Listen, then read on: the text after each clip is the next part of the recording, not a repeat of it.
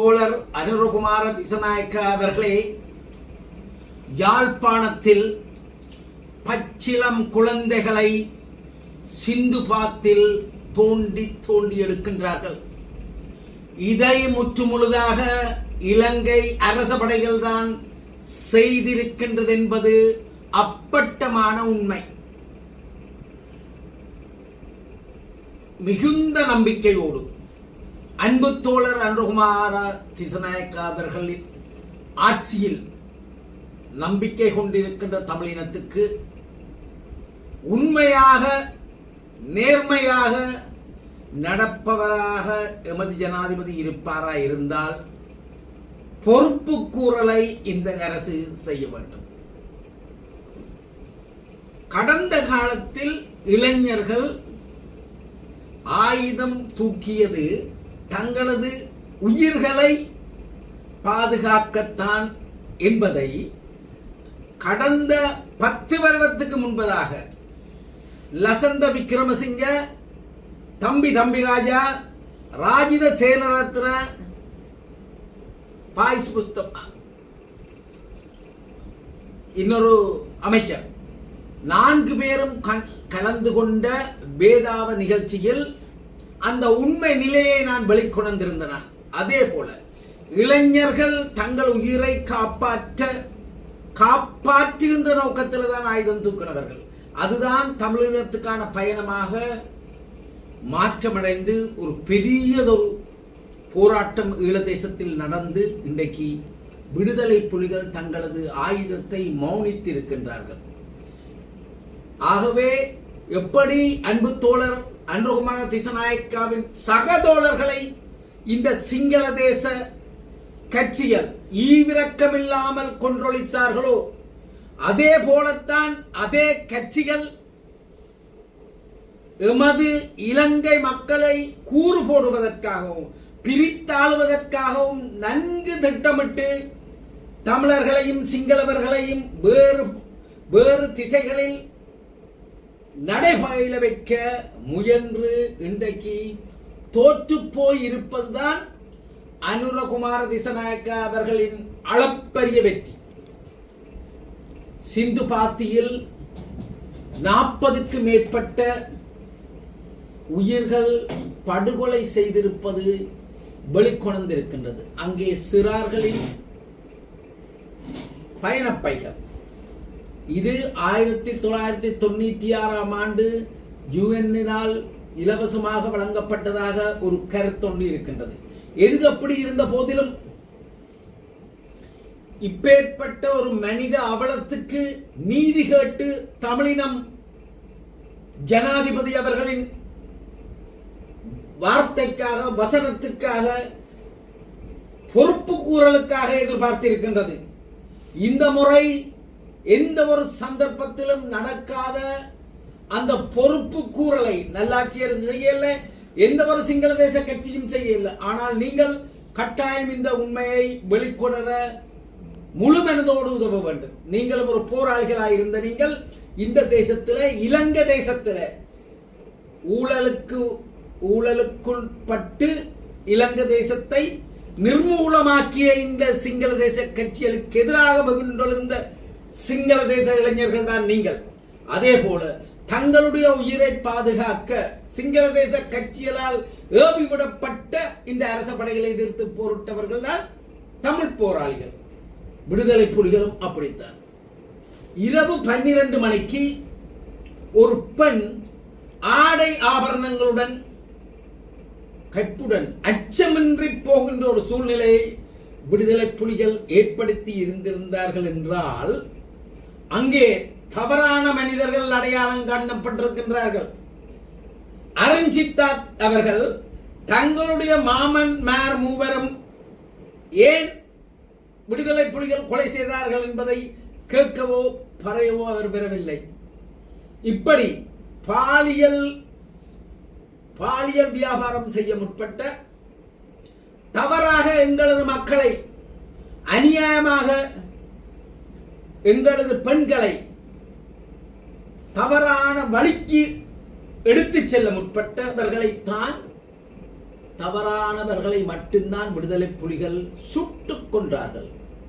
அப்பேற்பட்ட தவறானவர்களை சுட்டுக் கொன்றதன் விளைவுதான் இரவு 12 மணிக்கு ஒரு பெண் தட்டம் தனியாக ஆடி ஆபரணங்களுடன் அச்சமின்றி போகக்கூடிய ஒரு சூழ்நிலையை உருவாக்கியிருந்தார்.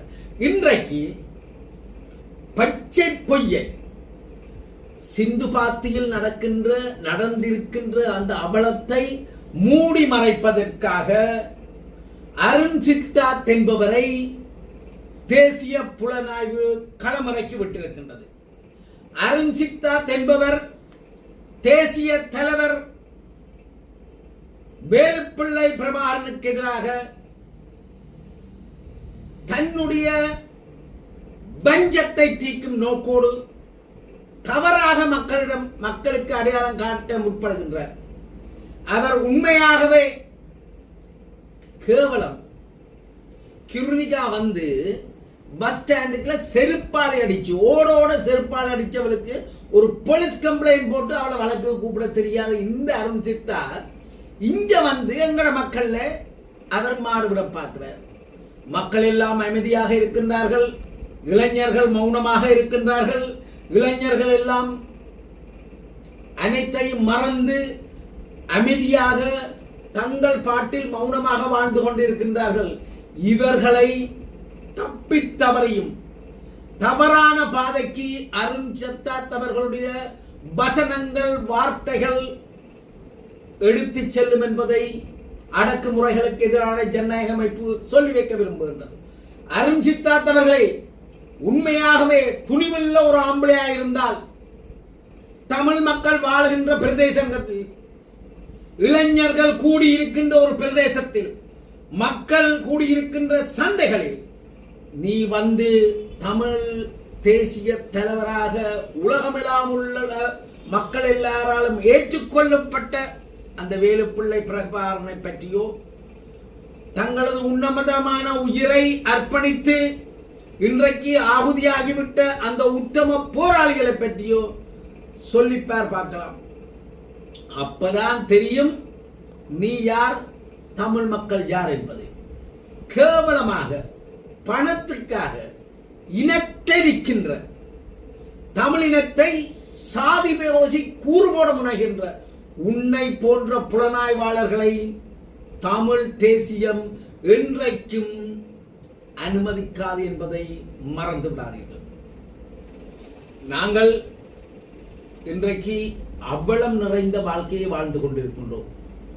எல்லா அரசியல் கட்சிகளும், எல்லா மனிதர்களும், எல்லா அரசியல்வாதிகளும் எங்களுக்கு ஏதோ அள்ளி தருவன், எங்களுக்கு நிம்மதி கிடைக்கும், இந்த மக்களுக்கு அனைத்தும் கிடைக்கும் என்ற ஒரு ஏமாற்று கருத்துக்களைத்தான் தொடர்ச்சியாக சொல்லிக் கொண்டு வருகின்றீர்கள். ஆனா இங்கே ஒன்றுமே நடப்பதாக தெரியவில்லை. நியாயமான நேர்மையான ஆட்சியாக அன்பு தோழர் அருண்குமார் திசாநாயக்கா அந்த ஆட்சி மலர வேண்டும், தமிழ் மக்கள் மத்தியில் நிலை பெற வேண்டும் என்றால் சிந்து பாத்தியில் நடைபெற்றிருந்த இந்த கொலைகளுக்கு பொறுப்பு கூறலை, உண்மைத்தன்மையை உலகுக்கு வெளிக்கொணர்ந்து அது சம்பந்தமான தனது நிலைப்பாட்டை வெளிப்படையாக வெளிக்கொணர வேண்டும் என அடக்குமுறைகளுக்கு எதிரான ஜனநாயக அமைப்பு வேண்டியிருக்கிறது. அருண் சித்தார்த் அவர்கள் சிந்து பாத்திக்கு பின்னர் இலங்கை தேசிய புலனாய்வர்களால் களமிறக்கி விடப்பட்டிருக்கிறார். தமிழ் தேசிய தலைவர் வேலுப்பிள்ளை பிரபாகரனை பற்றி கதைப்பதற்கு இந்த அருண் சித்தார்த் என்பவருக்கு என்ன தகுதி இருக்கின்றது? இவர் கடந்த காலத்தில் எமது இனம் அல்லல் படும் பொழுது எங்கே ஒளித்திருந்தார்? எந்த மூலையில், எந்த கோடியில் இவர் பதுங்கியிருந்தார்? இன்றைக்கு வந்து எங்கள் மத்தியில் இல்லாமல் போன, விடுதலை புலிகளின் காலத்துக்கு பின்னர் இல்லாமல் போன சாதியத்தை பேசி புலனாய்வாளர்களின் தூண்டுதலில் அவர்களுக்கு கீழாக தொடர்ச்சியாக செயல்படுகின்ற இந்த அருண் சித்தார்த் தமிழ் தேசிய தலைவரை குற்றஞ்சாட்ட முனைகின்றார். அது மட்டுமல்லாமல் இவர் தன்னை செருப்பாலை அடிச்ச கிருணிகாக்கு இதுவரைக்கும் அது யாழ்ப்பாண பஸ் ஸ்டாண்டுக்கு என்ன ஆக்ஷன் எடுத்திருந்தார்? இவருக்கு என்ன முதுகெலும்பு இருக்குது? அவர் ஏழுமென்றால் யாழ்ப்பாண மக்கள் மத்தியில், யாழ்ப்பாண மக்கள் கூடுகின்ற இடங்களில், அது சந்தையாக இருக்கட்டும், பஸ் ஸ்டாண்டாக இருக்கட்டும், ஒரு பொது நிகழ்ச்சியாக இருக்கட்டும், உண்மையான ஒரு ஆணித்தரமான ஒரு துணிவான ஆம்பளையா இருந்தால் அந்த மக்கள் மத்தியில் தமிழ் மக்களின் தேசிய தலைவராக, உலகத்தில் வாழுகின்ற அனைத்து தமிழ் மக்களின் தேசிய தலைவராக ஏற்றுக்கொள்ளப்பட்ட வேலுப்பிள்ளை பிரபாகரனை பற்றியோ அல்ல கடந்த காலத்தில் இந்த தேசத்துக்காக தங்கள் உயிரை எந்த ஒரு எதிர்பார்ப்பும் இல்லாமல் இனத்தின் நிம்மதியான சுதந்திரமான சுகவாழ்வுக்காக அர்ப்பணித்த அந்த போராளிகளை பற்றியோ இவர் கதைக்க முடியுமா? கதைப்பாரா? இப்பேற்பட்ட தவறான அணுகுமுறைகள், தவறான விமர்சனங்கள் மல்லாவில இருக்கு, துணுக்காயில இருக்கு, எந்த மச்சான காணையில். அவர் உங்களோட மாமாமன் 3 பேரை விடுதலை புலிகள் ஏன் சுட்டுக் கொண்டார்கள்? அதை வெளிக்கொணருங்கள்.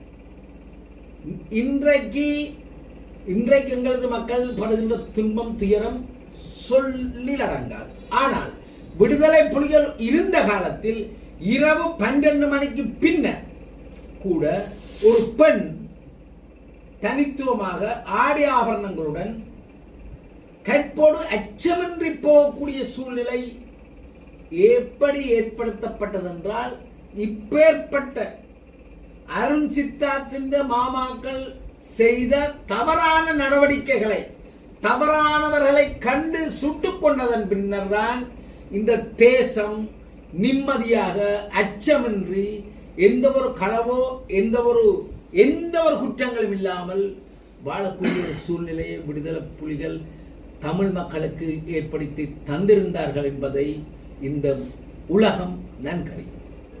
அன்பு தம்பி, கற்றறிந்த சட்டத்தரணி எம்.ஏ. சுமந்திரன் அவர்கள் இன்று தந்தை செல்வா அவர்களினால் உருவாக்கப்பட்ட தமிழரசு கட்சியின் செயலாளராக பயணிக்கின்றார். அதேவேளை சிவஞானம் ஐயாவாக இருக்கலாம், தமிழரசு கட்சியின் தலைவராக செயற்படுகின்ற அந்த தமிழரசு கட்சி தந்தை செல்வாவினால் உருவாக்கப்பட்டது. சுமந்திரனை நாங்கள் தமிழ் தேசிய பரப்புல உள்ளவர்கள் அவருடைய சரிபிழைகளை நாங்கள் விமர்சிப்போம். அது எங்களுக்குள், நாங்கள் தமிழ் தேசியத்தவர்கள், எங்களுக்குள் அவர் சரியாக நியாயமாக கவனமாக இந்த புலனாய்வாளர்களுக்கு, இந்த அரசுகளுக்கு, இந்த தமிழர் தேச விரோதிகளுக்கு சார்பாக போகக்கூடாது என்பதில் எங்களுக்கு மிகுந்த அக்கறை உண்டு.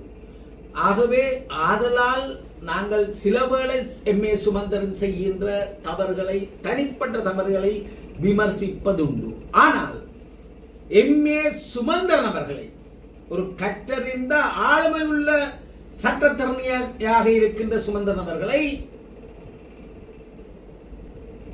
அமைச்சர் விமல் சொல்றார் ராஜபக்ஷாக்கள் என்று. ராஜபக்ஷாக்களை சிங்கள தேச கட்சிகளை இலங்கையில் வாழ்கின்ற மக்களை இன ரீதியாக பிரித்து அரச படைகளை கொண்டு தமிழ் மக்களை கொலை செய்வித்தவர்கள். இந்த ராஜபக்ஷாக்கள், இந்த சிங்கள தேச கட்சிகளில் இவர்கள் எப்படி நடந்து கொண்டார்கள், எப்படி அரச படைகளை செய்வித்தார்கள் என்பதற்கு உதாரணமாக சிந்து பாத்தி இன்றைக்கு உண்மை பகிர்ந்து கொண்டிருக்கின்றது.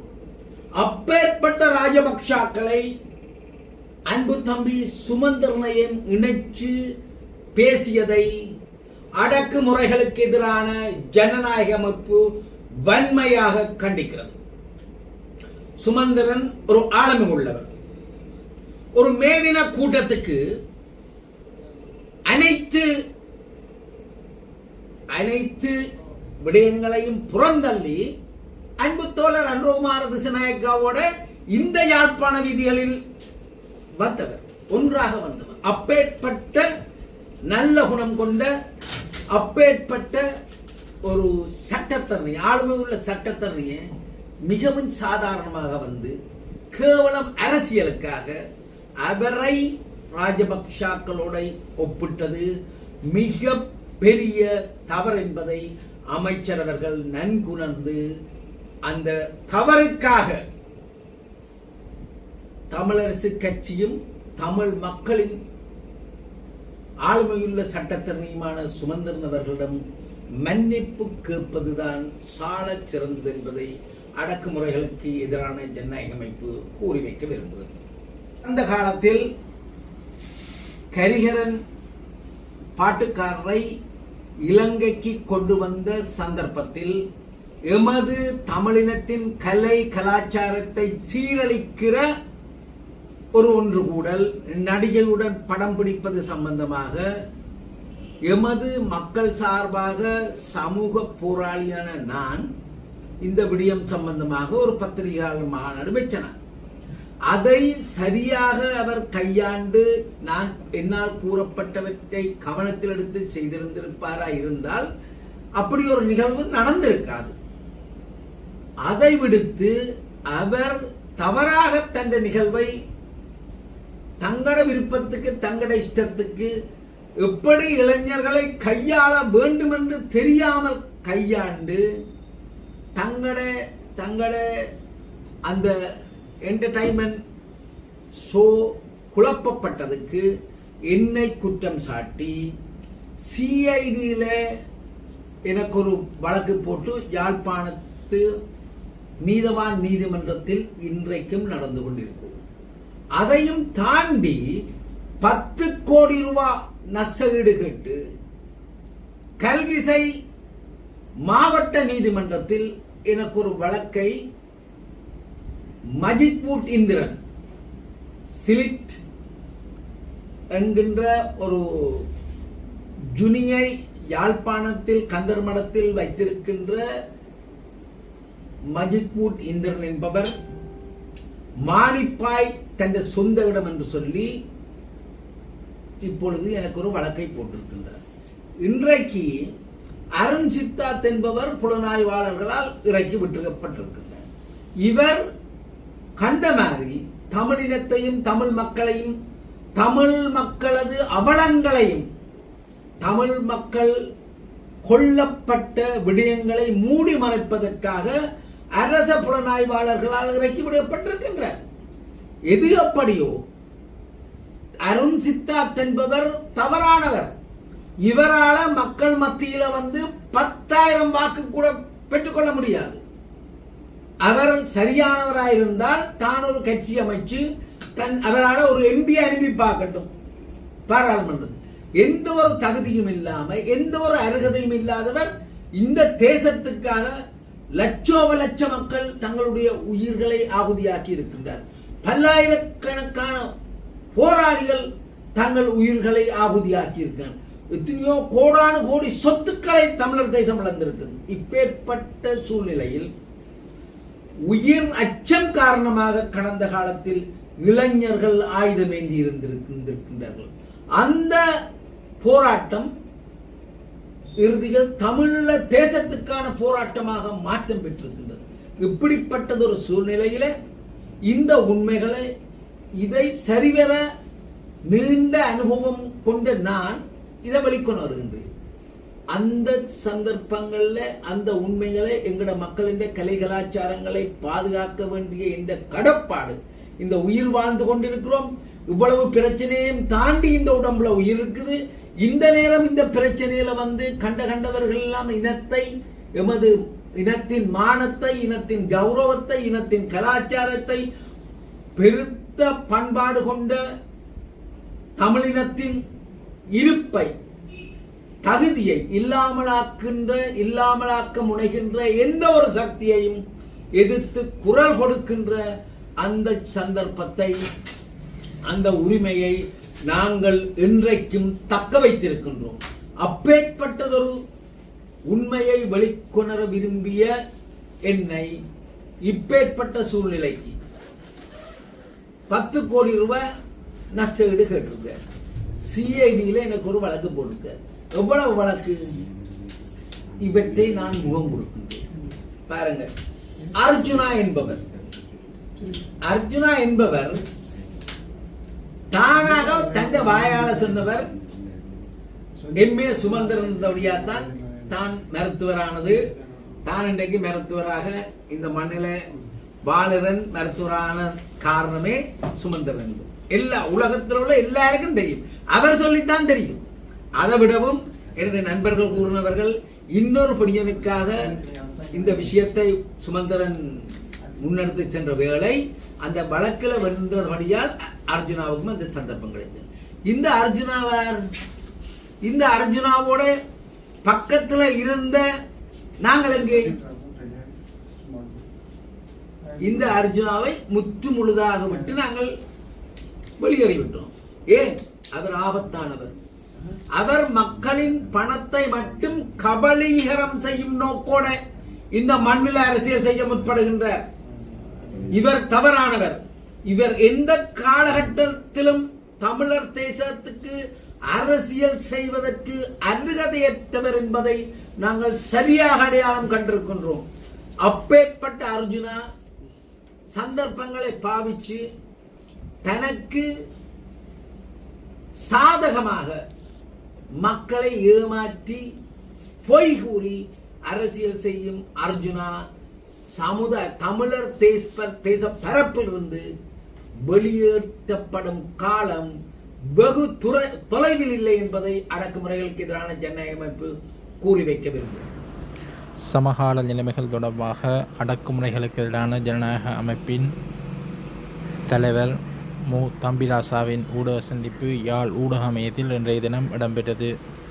இதன்போது அண்மையில் மோபிம ஜனதா கட்சியின் யாழ் மாவட்ட அமைப்பாளர் அருண் சித்தார்த் தெரிவித்த கருத்து தொடர்பாக தம்பிராசா கருத்து தெரிவித்தார்.